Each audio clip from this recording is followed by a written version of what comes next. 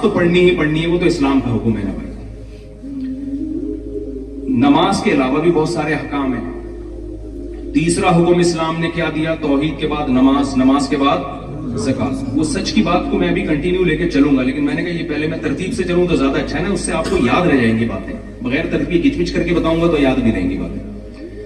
تیسری چیز ہے زکات. زکات کا مطلب صرف زکات نہیں ہے. قرآن میں جہاں بھی اللہ نے نماز کا حکم دیا, ساتھ ساتھ اللہ نے بتایا کہ تتجافى جنوبهم عن المضاجع خوفا وطمعا ومما رزقناهم ينفقون. جو رزق ہم نے ان کو دیا ہے اس میں سے خرچ کرتے رہتے ہیں. یہ ٹاپک اللہ کرے 2 منٹ میں سمیٹ کے میں جلدی لے جاؤں, یہ بہت امپورٹنٹ ٹاپک ہے. دیکھو اللہ نے مسلمان کو حکم دیا ہے, جہاں نماز وہاں اللہ نے کہا کہ خرچ کرتے ہیں, خرچ کرتے ہیں, خرچ کرتے ہیں. کنجوس آدمی اللہ کو بالکل بھی پسند نہیں ہے. اگر آپ اللہ کی ڈکشنری میں اچھا بننا چاہتے ہو تو اپنی دولت پہ سانپ بن کے مت بیٹھو, خرچ کرنا سیکھو. اور اس میں مسلم غیر, زکات تو مسلم پہ ہی لگتی ہے, لیکن زکات کے علاوہ جتنے صدقات و خیرات ہیں اس میں اسلام نے مسلم اور غیر مسلم کا فرق نہیں رکھا. ہمارے نبی نے غیر مسلموں کا ایسا اکرام کیا, اگر میں آپ کے سامنے وہ حدیثیں اٹھا کے وقت کم میں پیش کروں آپ حیران ہو جاؤ گے. فکو رقبۃ, غلاموں کو اب غلامی سے چھڑانا, اس میں اسلام نے مسلم اور غیر مسلم کا فرق نہیں رکھا. آپ یہاں ٹیکس اگر چوری کرو گے, ایک ہوتا ہے بڑھ چڑھ کے جتنا حق نہیں ہے اتنا دینا, اور ایک ہوتا ہے جو آپ پر لازم ہے وہ بھی نہ دینا.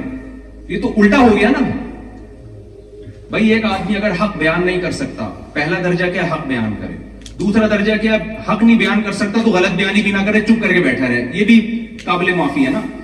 اگر آپ میں سخاوت نہیں ہے, آپ بڑھ چڑھ کے خرچ نہیں کر رہے, تو دوسرا درجہ یہ کہ جتنا آپ کے ذمے ہے وہی دے دو. یار کیا خیال ہے؟ نہیں آ رہی سمجھ؟ اور آسان سمجھاتا ہوں. آپ کی بہن کی وراثت بنتی ہے 1 کروڑ روپے, ٹھیک ہے نا. شریعت میں تو حکم دیا کہ اس کو اس کی وراثت بھی دو, اور اس کے علاوہ بھی اس کا خیال رکھو. ينفقون, خرچ کرتے رہتے ہیں کا مطلب جو ایکسٹرا خرچ ہیں وہ کرتے رہتے ہیں, جو ان پر لازم نہیں ہے وہ بھی کرتے رہتے ہیں اور دیتے رہتے ہیں.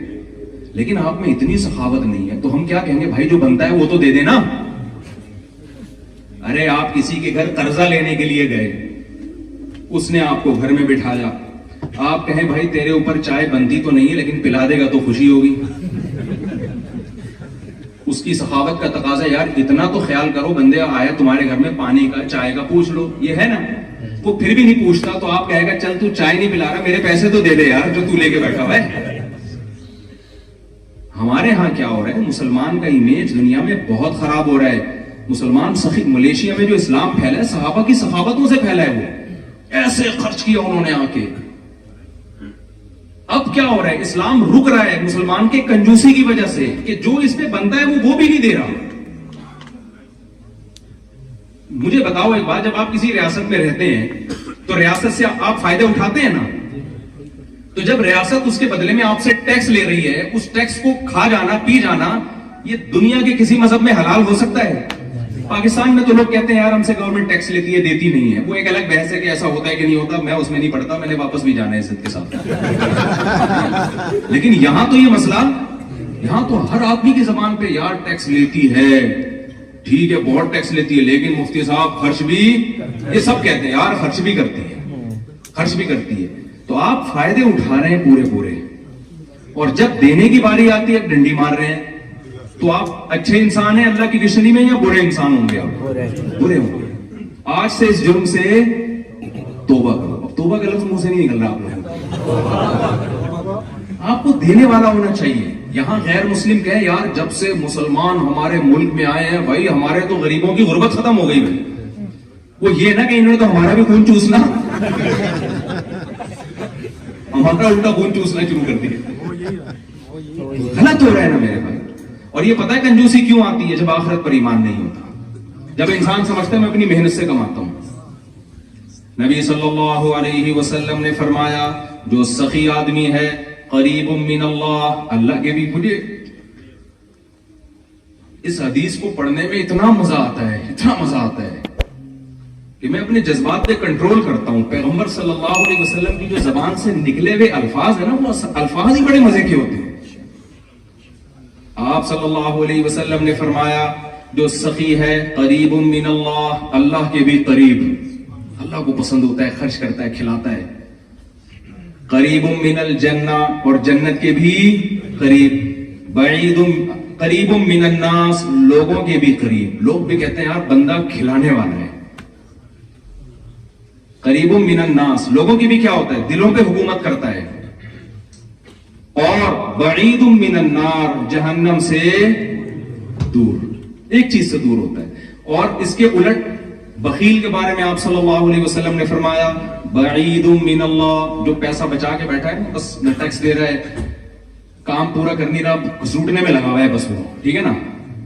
کیونکہ یہاں لوگ سمجھتے ہیں ہم آئے جب پیسہ کمانے ہیں تو ہم کیوں سخاوت کے پاگل ہیں کیا؟ ہم یہاں جس کام کے لیے آئے تو پیسہ جمع کرنے آئے، خرچ کرنے تھوڑی آئے. تو سمجھتے ہیں پاگل ہیں، یہ پاگلوں والی باتیں کرنے. بھائی یہاں جیسے آپ آئے ہیں تو قبر میں بھی آپ نے جانا ہے، تو تھوڑا سا وہاں کے لیے بھی تو کچھ کر لو نا. نبی صلی اللہ علیہ وسلم ایک دفعہ گھر میں آئے، حضرت عائشہ سے پوچھا کھانے کو کچھ بچا ہے؟ انہوں نے فرمایا کہ یا رسول اللہ کچھ صرف آئی تھی، ساری تو میں نے صدقہ کر دی، یہ تھوڑی سی بچ گئی ہے. تو آپ نے فرمایا وہ بچ گئی ہے، یہ ختم ہو جائے گی. تو جو آپ بچت ہے نا آپ کی، وہ یہ نہیں ہے جو یہ آئے ہیں، یہ تو وارثوں کے کام آئے گا آپ کے. وہ تو وہی ہے جو آپ اللہ کے لیے خرچ کر رہے ہیں. اور یہاں آپ کے پاس کتنا بڑا آپشن ہے، آپ ان غیر مسلموں پہ خرچ کریں. جب ایک کتے کو پانی پلانے پر اللہ نے جنت دے دی بھائی، تو آپ کسی انسان کی خدمت کریں گے تو کتنا بڑا اجر ہے اس کا. کتنا. اب ایسا نہ انگریز کو کتے سے ملا دے میرا کلپ بنا کے، صاحب نے کہا کتے کی مثال دی انگریز کی. میں کتے سے تشبیہ نہیں دے رہا، میں ایک مثال دے رہا ہوں کہ جب ایک مخلوق میں جو ہمارے یہاں کمتر سمجھی جاتی ہے اس پر یہ احسان ہے، تو انسان تو پھر انسان ہے نا. تو ہاں نبی صلی اللہ علیہ وسلم کے الفاظ، بخیل آدمی بعید من اللہ، اللہ سے بھی دور، اللہ بھی اس کا اچھا تذکرہ نہیں کرتے. بعید من الجنہ، جنت سے بھی دور. بعید من الناس، لوگوں کو بھی اچھا بولو نہیں لگتا. کیسا یہ ہمارے ایک دوست تھے چائنا میں گئے، وہ ان کو وہاں کوئی ہمارا جیسا دیسی مل گیا، وہ کھانا جب بھی کھانے بیٹھتے وہ بھی فری میں آ کے کھانے شروع کر دیتا نا، پیسہ بچا رہا تھا. تو انہوں نے مجھے واقعہ سنایا، وہ بھی پورے ماشاءاللہ. کہتے ہیں ایک دن کیا ہوا کہ جب اس نے آ کے کھانا کھایا نا، تو کھانے کے بعد میں بھاگ گیا وہاں سے. ہوٹل والے نے پوچھا کہاں جا رہا ہے؟ یہ پورا اس نے کھلایا آج مجھے کھانا. تو جیسے کو تیسا. ہمارے حضرت ایک واقعہ سنایا کرتے تھے کہ ایک آدمی کی عادت تھی، کراچی میں نلی نہاری مشہور ہے نا، تو وہ بنس روڈ کی نہاری پہلے بڑی مشہور تھی. تو ایک آدمی وہاں جا کے نا، جب بھی کوئی نہاری کھا رہا ہوتا تھا یہ جا کے بیٹھ جاتا تھا اس کے ساتھ اور نیمبو نچوڑتا تھا. اور نیمبو نچوڑ کے نا کہ یار چلو میں نے تھوڑا ٹیسٹ پیدا کر دیا، اب شروع ہو جاتا تھا. اگلا منع بھی نہیں کر سکتا یار اس نے نیمبو بھی نچوڑ دیا ہے اور آگے بیٹھ کے کھاتے ہوئے کو کون روکتا ہے. تو اس کو تو غیرت نہیں آ رہی تھی. ایک دن ایک آدمی نے کہا آج میں اس کا علاج کرتا ہوں. جیسے اس نے نیمبو نچوڑا نا، کھانا شروع کیا، ایک تھپڑ لگا. تو یہ مزید اسپیڈ سے کہتا ہے میری ماں بھی مجھے تھپڑ لگا لگا کے کھلایا کرتی تھی.